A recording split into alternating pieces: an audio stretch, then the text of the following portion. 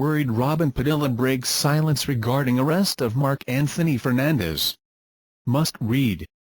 Actor Robin Padilla has finally reacted on the controversy his nephew Mark Anthony Fernandez is facing after being arrested in Angeles City for possession of illegal drugs, found inside his car.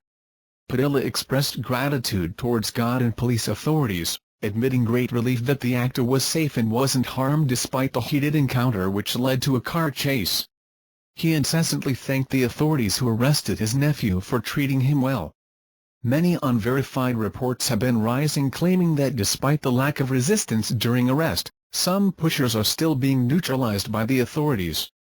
Furthermore, he said that the late actor and father of Mark Anthony, Rudy Fernandez, would be infuriated if anything happened to his son. The actor's disposition regarding the arrest was commended by netizens, praising him for his composure and lack of bitterness towards the government and police despite the arrest. A netizen even commented. However, others have speculated that this might possibly be the reason why the actor opposed the supposed disclosure of names of celebrity users and pushers. Invite you to watch the video. Breaking news: Cullen Roxas night market suspect now in police custody. Residents of Davao City are now rejoicing over yet another victory of the Duterte administration, as the suspect of the deadly Roxas night market bombing is now in police custody. The tragic bombing took the lives of 15 people and injured 70 people in the busy Roxas night market last September 2. President Duterte, who was in Davao City at that time, immediately declared a state of national emergency after such an act of lawless violence. The initial investigation of the Davao police showed that the suspects made and used an improvised explosive device composed of 60mm and 81mm mortar. Investigators stated that the IED was constructed in the same way as the one used in the explosion at the Cullen terminal, also in Davao. 9 people have already been charged with multiple murder and frustrated multiple murder in connection with the bombing, but only one of them has been identified. The military said in an advisory that Defense Secretary Delfin Lorenzana would be the one to present the arrested suspect later this afternoon. The people and the media as well are all on standby for the press conference, which will be held at any time from now. Invite you to watch the video. PNP Chief Beto de la Rosa disappointed over the viral picture of 2 policewomen with detained actor Mark Anthony Fernandez. PNP Chief Director General Ronald Beto de la Rosa on Wednesday, October 5, expressed disappointment over the viral picture of 2 policewomen who had their picture taken with actor Mark Anthony Fernandez at the Angeles City Police Station after his arrest on Monday night. According to the PNP chief, "Personally I don't like the picture because as law enforcers," Della said he wanted to get the explanation of the 2 police officers. "I still have to get their explanation, but right now hindi ko gusto yung ginawa nila. I have to remind them that dapat hindi ganon."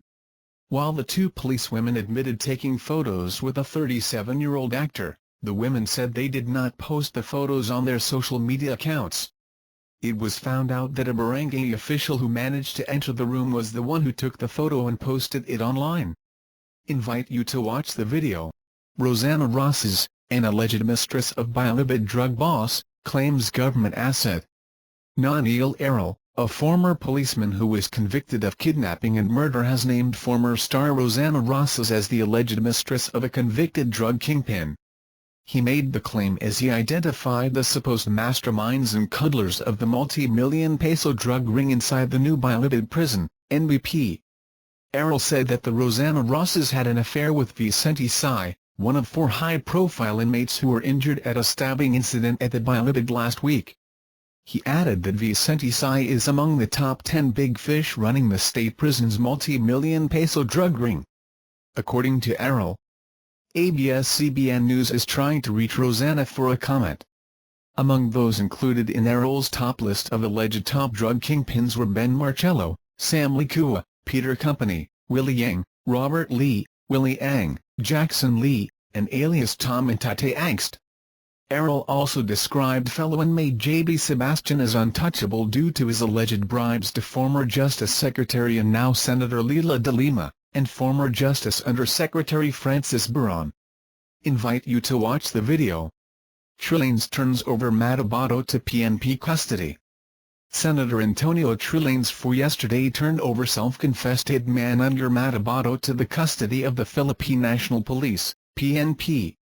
Trillanes accompanied Matabato to the PNP Criminal Investigation and Detection Group, CIDG, in Camp Crame for booking. Matabato appeared calm when he faced PNP Chief Director General Ronald De La Rosa at the CIDG headquarters. "We are grateful to Senator Trillanes for the confidence that he has given us in turning over Edgar Matabato. We will do our best that he will be safe. I have given him, Trillanes, the assurance that we will protect Edgar Matabato," De La Rosa said. Matabato is facing arrest before the Davao City Court for his failure to attend the hearing of his case in connection with the illegal possession of firearms charge filed against him on Tuesday. The arraignment coincided with the ongoing Senate probe on drug-related summary killings where Matabato appeared as a witness.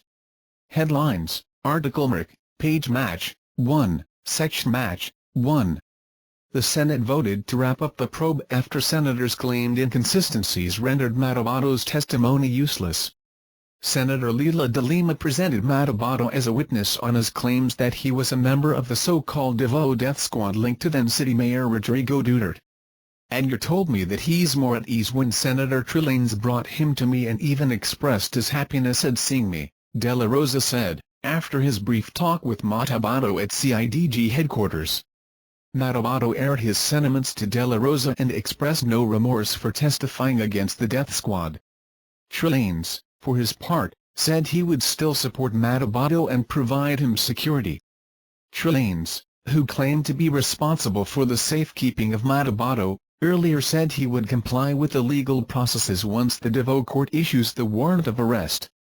Matabato's lawyer, on the other hand, is working to transfer the case to Metro Manila for security reasons.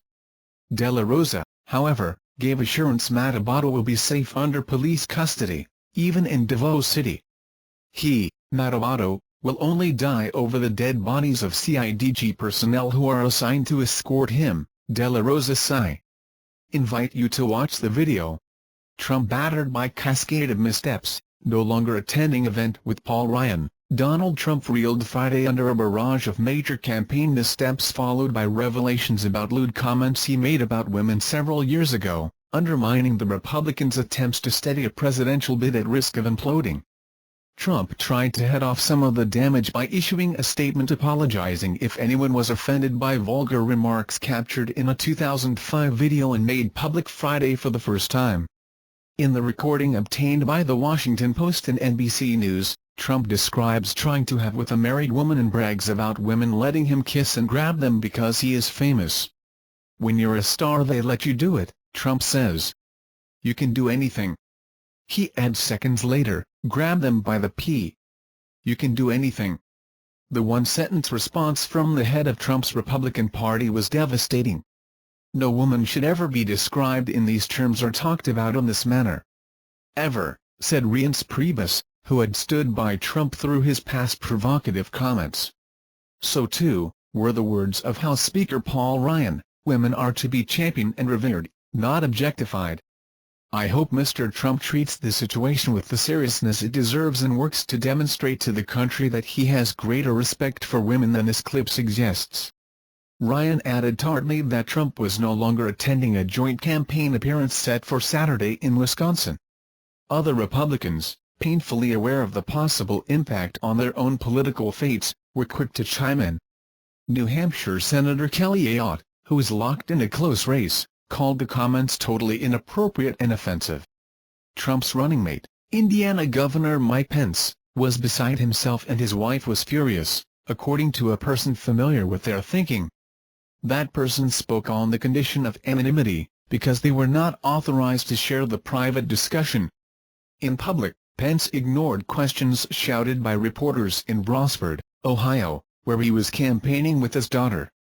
Access Hollywood said an Associated Press story about Trump's lewd behind-the-scenes comments as star of The Apprentice led it to dig through its archives and turn up the previously unaired footage from 2005. It was recorded during a bus ride while Trump was on his way to tape an episode of the soap opera Days of Our Lives. Donald Trump bragged in vulgar terms about kissing, groping and trying to have sex with women during a 2005 conversation caught on a hot microphone. Trump's Democratic rival, Hillary Clinton, seized on Trump's quotes, calling them horrific. She said in a Twitter message, "We cannot allow this man to become president." But she had her own problems with revelations. The WikiLeaks organization posted what it said were thousands of emails from Clinton campaign chairman John Podesta, including some with excerpts from speeches she gave to Wall Street executives and others, speeches she has declined to release despite demands from Trump. The excerpts include Clinton seeming to put herself in the free trade camp, a position she has retreated from. In a talk to a Brazilian bank in 2013, she said her dream was a hemispheric common market, with open trade and open borders. Trump strongly opposes current U.S. trade deals and insists Clinton is too cozy with Wall Street to reform it. Friday's revelations came 2 days before Trump and Clinton are to meet in Sunday's second presidential debate, with the Republican urgently in need of a strong performance. After his uneven showing in the first contest, public opinion polls have showed Clinton pulling ahead in nearly all battleground states, some of which are already in the midst of early voting. There were plenty of other problems for Trump on what surely was one of the worst days of his 2-year drive for the White House. His advisers planned for him to spend a quiet Friday preparing for the debate and meeting with border security officials. But the day was quickly consumed by a series of controversies, including Trump's unsubstantiated claim about immigrants in the U.S. illegally voting in the election and his questioning the innocence of 5 black teenagers exonerated in a 1989 rape case. Then, there were new signs of unusual links between Trump and Russia. For the first time, the U.S. publicly blamed the Russian government for hacking the Democratic National Committee and accused Moscow of trying to interfere with the American election. Diplomats also told the Associated Press that Russia had lodged a formal complaint with the United Nations over a top UN official's condemnations of Trump. Also in the mix Friday, new questions about the Trump campaign's finances. With roughly a month until Election Day, the campaign has yet to schedule the $100 million in television advertising that his campaign boasted about just 2 weeks ago. The campaign has just half that amount scheduled, and late this week shifted ad money around rather than increasing its overall investment, suggesting a bit of penny-pinching even as the clock winds down. While Trump has survived numerous controversies that would have sunk other candidates, Friday's developments came at a crucial moment. Less than 5 weeks from Election Day, he needs to expand his support and is struggling in particular with minorities and women. The unearthed video of Trump's 2005 comments can hardly help with female voters. On the tape, Trump is caught on a live microphone while talking with Billy Bush of Access Hollywood. The candidate is heard saying, "I did try and F her. She was married." He also uses graphic terms to describe the woman's body and says he frequently tries to kiss beautiful women. In a statement after the tape was revealed, Trump called his comments locker room banter and a private conversation that took place many years ago. "Bill Clinton has said far worse to me on the golf course, not even close," he said. "I apologize if anyone was offended. Thank you for watching videos. You remember the likes and comments below. Thanks."